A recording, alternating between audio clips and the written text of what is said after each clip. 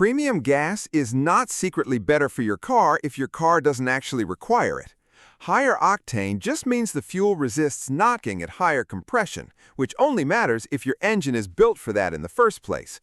Pour it into a regular sedan and you get 0 extra horsepower, 0 extra mileage, and a receipt that's $10 more expensive for absolutely nothing. Somehow this myth has survived decades of gas station price boards practically begging you not to fall for it.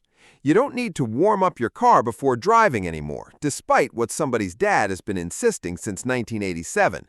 That advice made sense for old carbureted engines. Modern fuel-injected cars warm up just fine while you're actually driving, and idling in your driveway for 5 minutes does nothing except burn gas for no reason and slightly annoy your neighbors. Jump-starting your car will not fry your electronics, which is a fear that apparently still haunts people despite decades of cars being specifically engineered to handle it. Modern vehicles have protection built in for exactly this situation. The scary story about frying the computer mostly comes from a handful of very old vehicles and somehow became universal folklore. That number stamped into your tire's sidewall is not the pressure you should be running. It's the tire's maximum, the ceiling, the do not exceed number, not a recommendation. Your actual target pressure is on a sticker inside your driver's door, chosen by the people who engineered your specific car. Filling to the sidewall number just gives you a stiffer ride, worse traction, and tires that wear out down the middle for no benefit whatsoever. Manual transmissions getting better mileage than automatics used to be true, and then automatic transmissions got dramatically better and nobody updated the myth. Modern automatics, especially anything with more than 6 gears, frequently beat manuals on fuel economy now. The stick shift stayed exactly the same, the automatic just quietly won. Bigger tires do not automatically mean better traction, no matter how satisfying that logic feels. Traction depends on tread pattern, rubber compound, and how the tire's contact patch actually meets the road, not raw size. A huge tire with the wrong compound for the conditions will grip worse than a smaller tire built for the job, which is not the answer anyone wants to hear after spending money on bigger wheels. You should not let your car battery fully drain before recharging it, and if you're still doing this, you're following advice for a battery type your car probably doesn't even have anymore. That rule applied to old nickel-based batteries. Lithium batteries, which are what's actually in modern vehicles, prefer partial charges and actively degrade faster if you keep draining them all the way down. Cruise control does not always save gas, and on hilly roads, it can actively work against you. It tries to hold your exact speed no matter what, which means it'll aggressively floor the throttle going uphill instead of just letting you ease off like a normal human driver would. On flat highway stretches, it's great. On rolling terrain, you might be feeding it more gas than you realize. Diesel engines skipping spark plugs is true, but somewhere along the way, people stretched that into diesels need zero ignition maintenance, which quietly ignores glow plugs completely.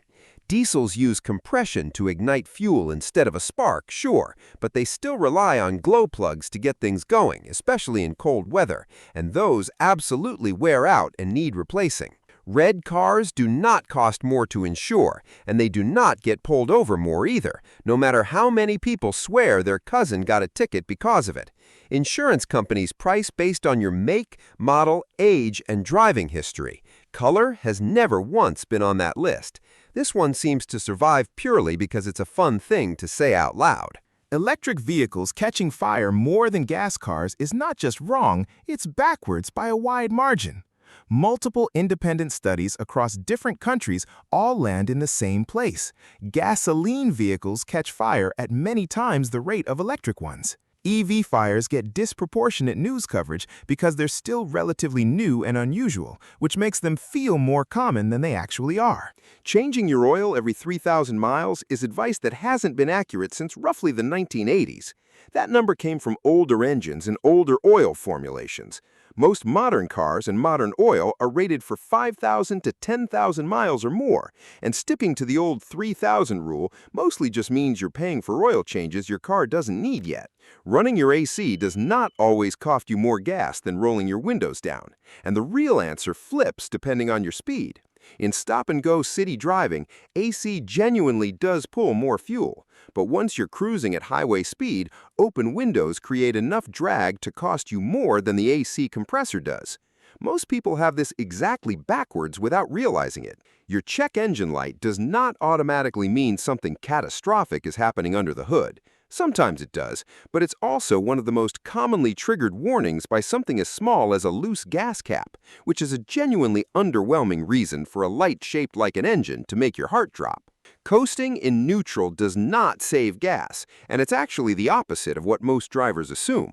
Modern fuel-injected cars can shut off fuel delivery completely while coasting in gear with your foot off the pedal, meaning the engine burns literally zero fuel while your car's own momentum keeps it turning over.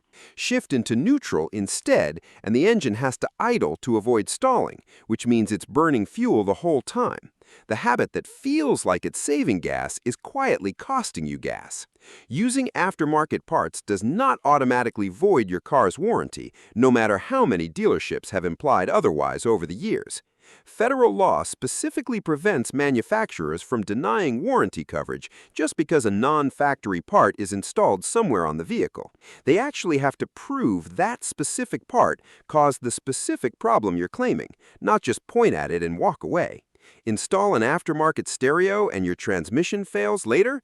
That's not a connection anyone can make with a straight face.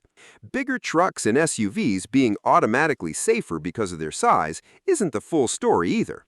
They do better in certain head-on collisions purely from mass, but that same height and weight raises rollover risk substantially compared to lower vehicles.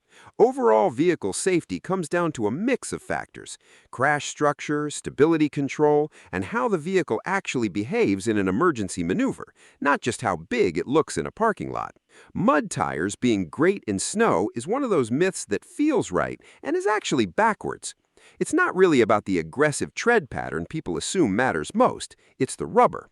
Mud tires use a harder compound built to resist tearing and punctures off-road, and that same hard rubber turns stiff and grippy in name only once temperatures drop.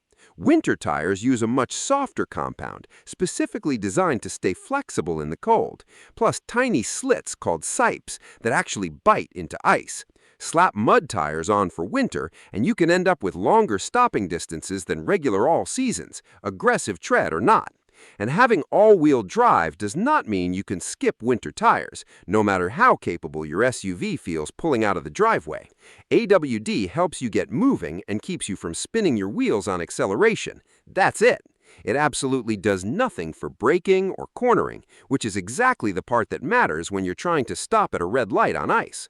Every winter, plenty of all-wheel drive SUVs end up stuck in a ditch on an icy hill because getting out of the driveway easily convinced the driver they could stop and turn just as easily.